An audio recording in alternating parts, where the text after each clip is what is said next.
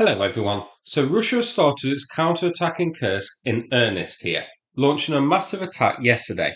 The photos and videos here were shared by the 95th Brigade of Ukraine and they show some of the action that took place here. So there are two separate reports from the area. The first one says it was an extremely difficult day near the village of Novoivanovka, where Russia tried to jump into the village and its surroundings 5 times at once. A total of 29 units of armoured vehicles were involved. The first 3 rounds were 7 vehicles each, the remaining 2, 4 vehicles each. At least 18 armoured vehicles out of 29 were destroyed. It's difficult to calculate the number of Russian casualties, but it may be up to 300. You can see in this video here that this column certainly was hit hard. Now, before we check where this all occurred, I have another report to go through. This one is from Kursk on Twitter. He's a Ukrainian drone operator who serves on the front lines in Kursk. We did a fundraiser for him not too long ago. I'm going to read through his report in full, as it sheds a lot of light on what happened, the units involved, the vehicles involved, and that sort of thing. Then, afterwards, I'm going to go through the geolocation, and we can see where exactly this big counterattack occurred. Firstly, Kursk discusses some preliminary attacks before the big one, which I guess were probes of the Ukrainian positions here. Then it discusses the big one, which we saw in the video. So first one, very bloody battles are going on in Kursk Oblast. After a failed attack at the first day of the operation, the enemy used the bare minimum in terms of using AFV at my flank and in the centre. Today, 11/11/24, 4 attacks took place only on my flank. Kursk update. After a short break, Russian attacks continued. What is going on in the Kursk area is unique. On the 9th of November 2024, for example, they used 4 BMD-4Ms or BMP-3s. Somehow, they managed to reach our positions. When they dismounted infantry, they started retreating. 1 BMD-4M was destroyed by our tank. Somehow, our 2 tanks were coming back from the task. Russians didn't see them. Tanks also didn't see the enemy. Only when Russia dismounted 15 stormtroopers, 1 BMD was destroyed by a tank. So this here looks like a big instance of fog of war here. The Russians not seeing the Ukrainian tanks or thinking that they were Russian ones, the Ukrainian tanks not spotting the BMDs or assuming they were Ukrainian vehicles.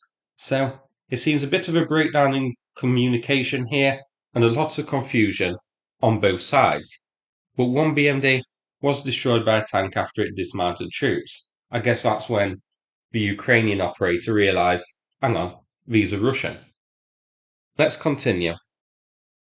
08/11/2024, Russians lost 3 BMP-3s or BMD-4s, 2 BMD-2s, 1 Akhmat MRAP vehicle, 3 to 4 BTR-82As, 2 T-72B3Ms. On the 9th of November, 1 T-72B3M, 1 BREM, which is a armoured recovery vehicle, 1 BTR-82A. And now we come to today's one, the video which we just looked at. So today, 11/11, they used 4 columns with AFVs and tanks, BMP-3s, BMD-4Ms, T-80BVMs, T-90Ms, and some older vehicles from the Soviet era. Very cruel fights are taking place in the Kursk area. I witnessed how Russians executed 6 Ukrainian POWs. Now remember, Kursk is a drone operator, so he would have seen this happen from his drone footage. That doesn't come as a surprise given the videos we've seen recently. The first column in the early morning, 5 BMP-3s/BMD-4Ms from the 51st VDV Regiment and 2 tanks. VDV is I think the Russian Airborne Forces. Second column, 6 BMP-3s or BMD-4Ms and 2 tanks. The third column, 2 MTLBs, 1 BMP-2, 1 tank. The fourth column, 4 BTR-82As from the 155th Marine Brigade. They have lost today at my flank 3 BMP-2s, 4 BTR-82As, 1 T-80BV, 1 T-80BVM, 2 MTLBs, 5 BMP-3s, and in the centre, T-72B3M, 1. BTR-82A and 2. Akhmat MRAPs. The Akhmat MRAP, by the way, is often assigned to the Kadyrov TikTok brigade. Needless to say that Russian VDV is trying to use fog and a lot of smoke at the battlefield, and it really helps. But we are very lucky that they do a lot of banzai attacks. 2 days ago, 51st Regiment just dismounted 15 soldiers. All of them were KIA or WIA because of the drones. But it's only the beginning. They are withdrawing the 104th Regiment from the 76th VDV Division from Z Oblast and moving them to Kursk. Same with some battalions from the 177 Marine Regiment. So the best Russian units are fighting and going to fight in Kursk Oblast. So Russia, it seems, are very desperate to retake Kursk, so much so they're diverting lots of troops and lots of vehicles and lots of manpower here to help in the counterattack. This first one went completely Pete Tong, as we saw in the video, and as we saw in these reports from Kriegsforscher, with Russia suffering very, very heavy losses, both vehicle and manpower. So let's have a look at the geolocation and see where exactly this took place. Now, unlike one of the Russian tanks I saw in the video, I'm not going to get bogged down and confused, so I've used one geolocation from each spot to show where the counterattack took place, rather than put loads of pointers and get it into a big confusing mess. So you can see a column of vehicles was hit west of Zeleny Shilyak, with some destroyed there. Some vehicles hit inside Zeleny Shilyak itself. Then, a vehicle got stuck in the river, and one became the Human Torch, south of Novoivanovka. Finally, we had one being hit by a palm mine or a close-range RPG in Novoivanovka itself. In this video, we saw this column had a big mixture of equipment, tanks and different types of armoured fighting vehicles, and it was hit hard by artillery drones and what were either palm mines or RPGs at close range. So going from the reports here, we had probes along the area at first, followed by a big attack on the 11th, consisting of 4 separate columns. As we saw in Kriegsforscher's report, this consisted of armoured fighting vehicles, such as BMPs and BMDs, in conjunction with tanks. Kriegsforscher mentioned that it was the airborne forces of Russia mainly involved here. Now, there's no mention as to whether North Koreans were here as well, but at least one of the units mentioned has had North Koreans attached to it. The final column that attacked the positions here. The airborne forces doesn't.